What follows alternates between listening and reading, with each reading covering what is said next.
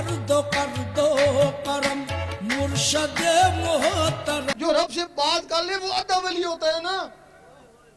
حبل الورید کا مقام اس سے آگے ہے. وہ جو اللہ تعالیٰ فرماتا ہے میں اس کی شارک کے نزدیک ہوں، وہ جس کا نقشہ اللہ کا نقشہ جس کے دل میں آتا ہے وہ حبل الورید ہے نا. اسی کے لیے اللہ تعالیٰ فرماتا ہے نا میں اس کی زبان بن جاتا ہوں جس سے وہ بولتا ہے، میں اس کے ہاتھ بن جاتا ہوں جس سے وہ پکڑتا ہے. جس نے اس کو کھانا کھلایا گویا مجھے کھانا کھلایا، جس کے اس کو کپڑا پہنایا گویا مجھے کپڑا پہنایا. میرا شاہی گور شاہی عاشقوں کے دل کا ماہی گور شاہی.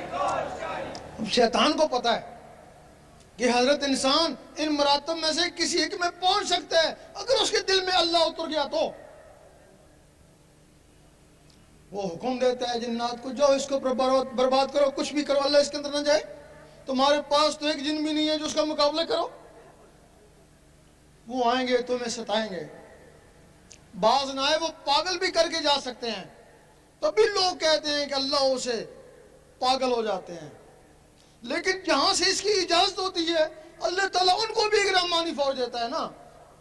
وہ شیطانی فوج تم پہ ٹوٹ پڑی، وہ رحمانی فوج شیطانوں پہ ٹوٹ پڑی. وہ رحمانی فوج اس وقت تک تمہارا ساتھ دے گی جب تک تمہارے اندر رحمان جاگ نہیں اٹھتا.